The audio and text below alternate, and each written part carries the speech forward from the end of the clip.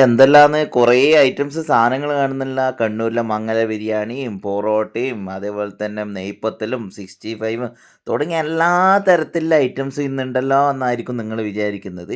ഇത് വേറെ ആരുമല്ല ഈ ഒരു ഇവൻ്റ് നടത്തിയത് നമ്മളെ കണ്ണൂരിൽ തന്നെ വളരെ ഫേമസ് ആയിട്ടുള്ള മംഗല ബിരിയാണിയും അതേപോലെ തന്നെ മറ്റ് വിഭവങ്ങളും കൊടുത്ത് നമ്മളെ നാട്ടിൽ പേര് കേട്ട കുട്ടൻസ് ഇവൻ്റാണ്.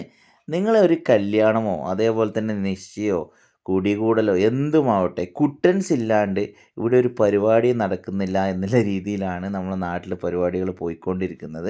കാരണം കുട്ടൻസിൻ്റെ വർഷങ്ങളായിട്ടുള്ള ആ ഒരു എക്സ്പീരിയൻസും ഒരു പാരമ്പര്യവുമാണ് ആ ഒരു കുട്ടൻസ് ഇവൻറ്റിനെ ഒരു വേർതിരിച്ച് നിർത്തുന്നത്.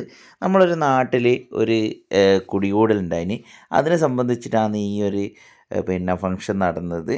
വളരെ സന്തോഷമുണ്ടായി. ക്ലയൻറ്റിന് വളരെയധികം ഇഷ്ടപ്പെട്ട ഒരു ഫുഡായിരുന്നു കുട്ടൻസ് ഉണ്ടാക്കിയിട്ടുണ്ടായിരുന്നത്. അപ്പം വ്യത്യസ്തമായൊരു വീട്, അത് അവരൊരു സ്വപ്നം തന്നെയാണ്. ഈ രണ്ടാളുടെയാണ് ഈ വീട്. അപ്പോൾ ഇവർക്ക് ഫുഡിനും അതുപോലെ തന്നെ നിർബന്ധങ്ങൾ പലതുണ്ടായിരുന്നു.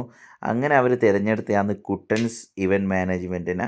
അപ്പോൾ പന്തലും അതേപോലെ തന്നെ ബാക്കിയുള്ള എല്ലാ സംഭവങ്ങളും അറേഞ്ച്മെൻറ്റ്സും എല്ലാവർക്കും വളരെ ഇഷ്ടപ്പെട്ടിട്ടുണ്ടായിരുന്നു.